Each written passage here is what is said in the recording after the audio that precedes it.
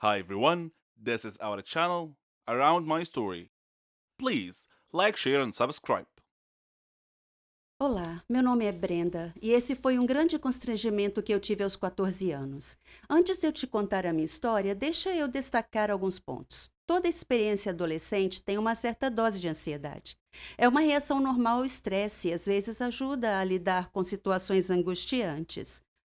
Para muitos adolescentes, coisas como falar em público, provas ou mesmo sair para um encontro podem causar sentimentos de ansiedade. Para outros, a ansiedade pode ir além desses sintomas típicos e afetar negativamente relações de amizade, participação em atividades e até mesmo a escola. É por isso que dizem que adolescente não é coisa de Deus. Ok, essa foi apenas uma piada inocente, mas é assim mesmo. Então, eu estava na classe, sentada atrás do garoto mais fofo da minha turma. Seu nome era Josh. Eu só queria pedir o número de telefone dele, mas eu era muito tímida e tinha um medo horrível de ser rejeitada. A festa da escola já estava chegando e eu queria ir com ele, mas para mim era impossível fazer isso cara a cara. Tentei superar a ansiedade e me convenci a ir em frente. Fiquei naquele sofrimento e perdi a maior parte da aula antes de finalmente decidir falar com ele. Eu pedi o número a Josh e ele concordou. Ele pegou meu celular, digitou seu número e o entregou de volta. Me senti aliviada. Finalmente consegui o número. Na verdade, eu estava errada. Não havia razão para estar ansiosa. Na minha cabeça, isso era maior do que a realidade. Foi bom perceber que não havia por que estar ansiosa. Eu fiquei por nada, só para enfrentar e conseguir o número. Cheguei em casa mais tarde aquele dia e estava tão empolgada em ligar ou mandar uma mensagem para Josh. Como sou socialmente estranha, decidi enviar a mensagem, mas ela não foi entregue. Chequei o número e vi que havia os dígitos 190, o que indicava que ele tinha me passado o número errado. Talvez ele quisesse me evitar. De repente percebi que havia agido de forma estranha com ele. Eu nunca tinha interagido com ele antes de pedir o número. Não existia relacionamento entre nós. Então foi muito estranho. Eu bati nos ombros dele durante a aula e pedi o número. Não houve nada sutil ou mesmo normal sobre como eu agi. Não foi nada ofensivo, mas foi estranho. Socialmente inapropriado, além disso, condenado ao fracasso. O encontro foi doloroso, mas acho que aprendi algumas lições sobre como socializar adequadamente. Eu também aprendi que é super fácil não entender os sinais que as outras pessoas dão quando estão ansiosas. Você está tão absorvido em si mesmo que não percebe as dicas. Olhando para trás, ele estava muito desconfortável com o meu pedido e deixou isso claro ao não sorrir e ao hesitar em concordar em digitar o número. Se eu tivesse saído da minha cabeça e prestado atenção, poderia ter percebido como ele estava agindo e como isso refletiria o que ele sentia por mim e por nossa interação.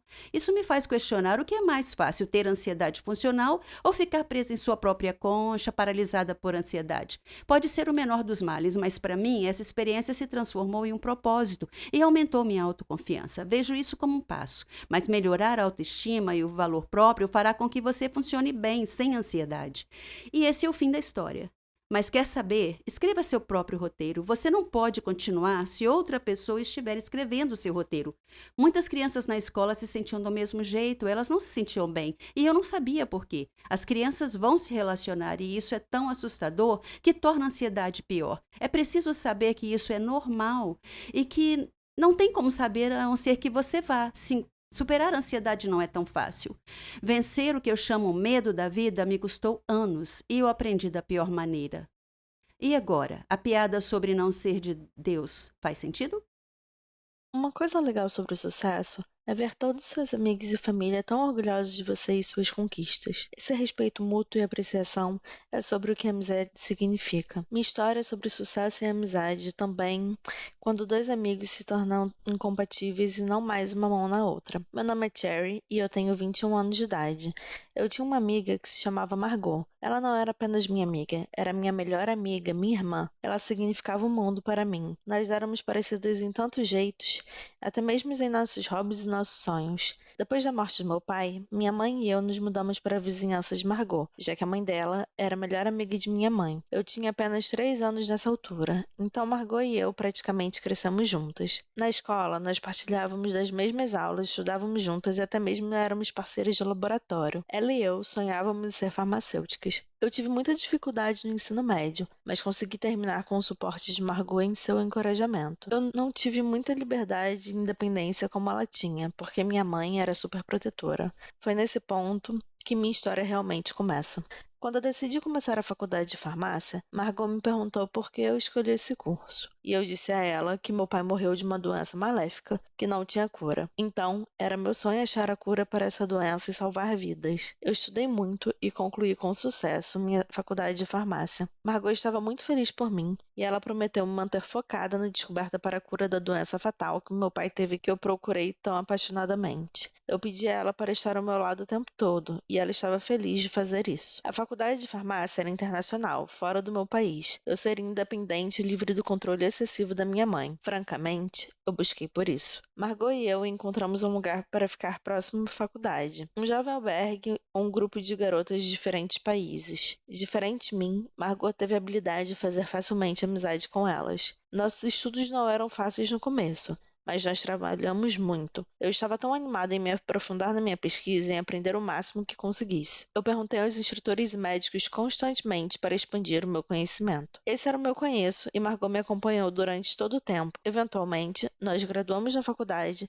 e começamos a nossa carreira. Eu comecei em uma companhia farmacêutica, enquanto ela começou em outra. Nós éramos agora, de algum jeito, competidoras. No preparo para minha pesquisa privada, eu aluguei um flat próximo à minha empresa. Margot fez o mesmo, próximo à empresa dela. Ela estava sempre me perguntando como minha pesquisa estava indo. Ela sabia que eu estava tentando desenvolver um antibiótico para curar a doença do meu pai, mas não era fácil, porque a imunidade do corpo humano atacava os antibióticos e destruía antes que pudesse destruir as células da doença. Eu tinha descoberto uma substância neutra que o sistema autoimune não iria atacar, então a droga poderia penetrar no corpo longe o suficiente para encontrar e destruir as células da doença via interações químicas. Minha primeira pesquisa foi rejeitada, mas eu continuei tentando, e em cada tentativa eu descobri algo novo. Durante esse tempo, Margot também estava ocupada com o seu trabalho. Um dia, ela me ligou. Ela estava chorando porque havia sido demitida de seu trabalho. Eles a acusaram de ter roubado uma pesquisa importante. Eu lhe disse que ela era tão profissional no seu trabalho que ela não deveria ficar triste, que deveria tentar um emprego na minha empresa. Eu disse a ela que eu a recomendaria para o meu coordenador. Ela me abraçou e me agradeceu demais e falou: "Você é realmente a melhor amiga de sempre, Cherry." No dia seguinte,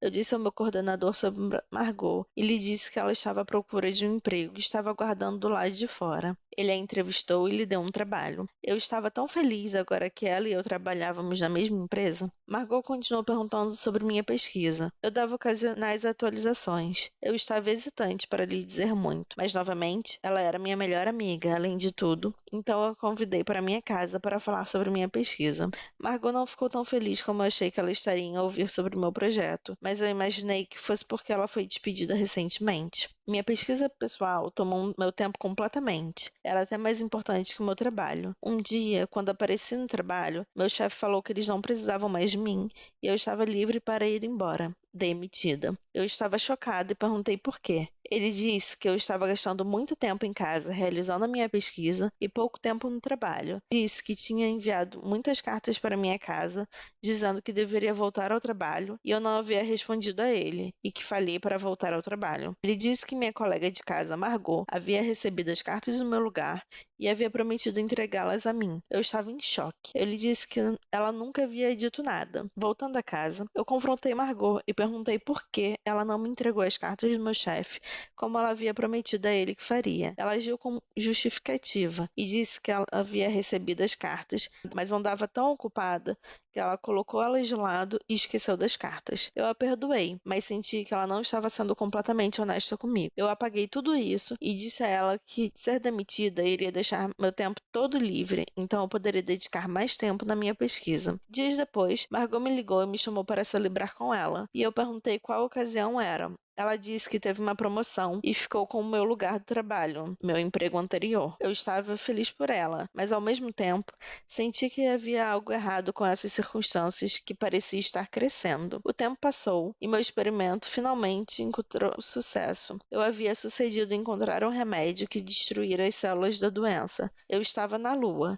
Meu pai estaria tão orgulhoso de mim.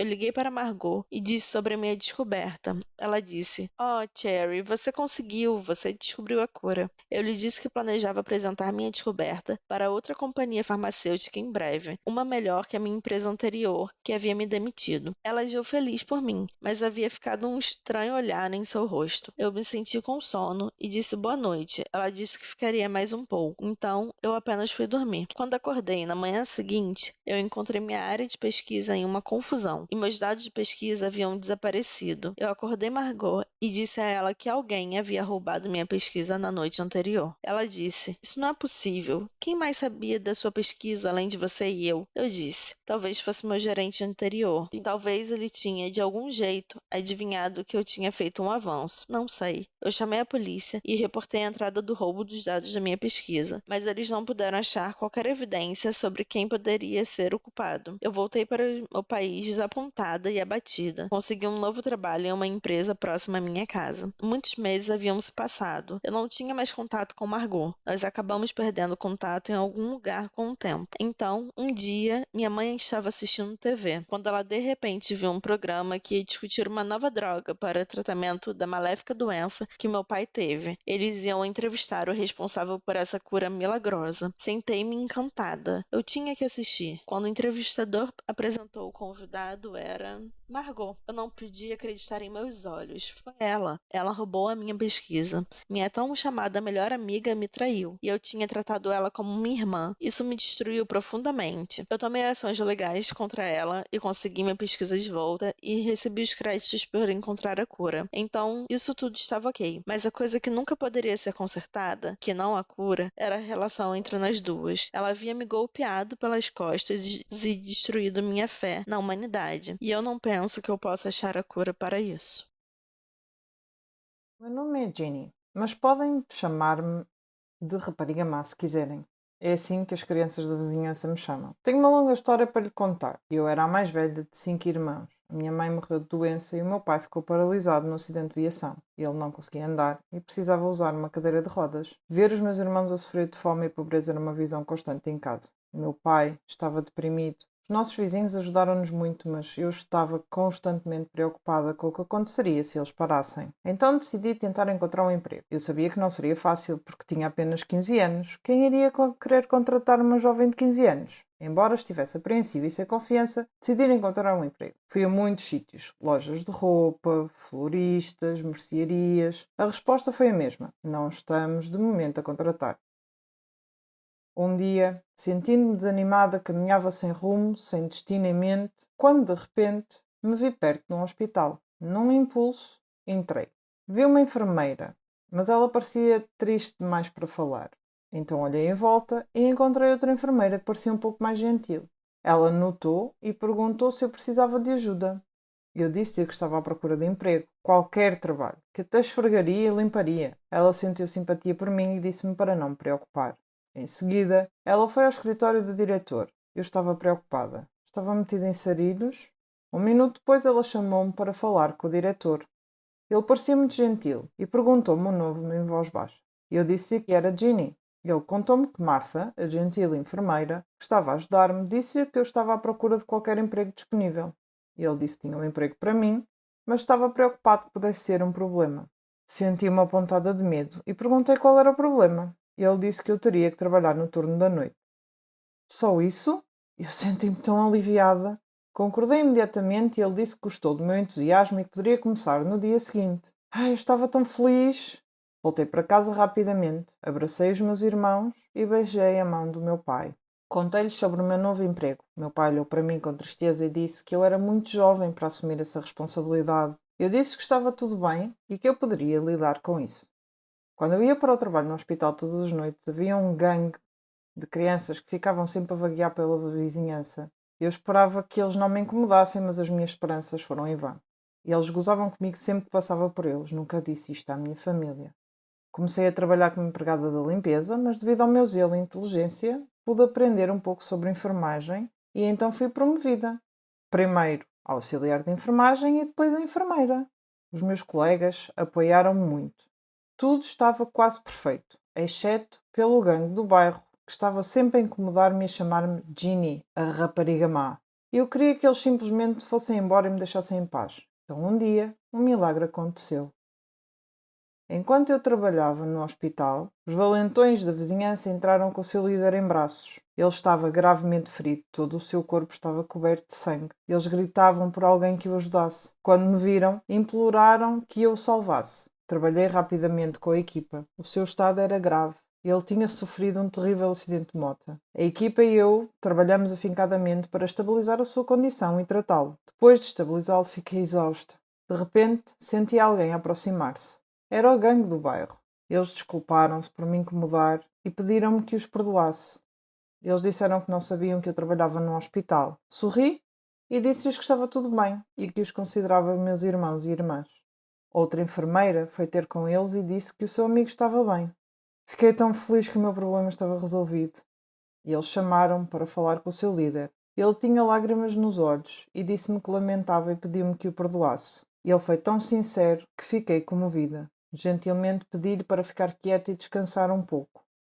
Quando estava a ir embora, ele chamou-me e agradeceu-me novamente.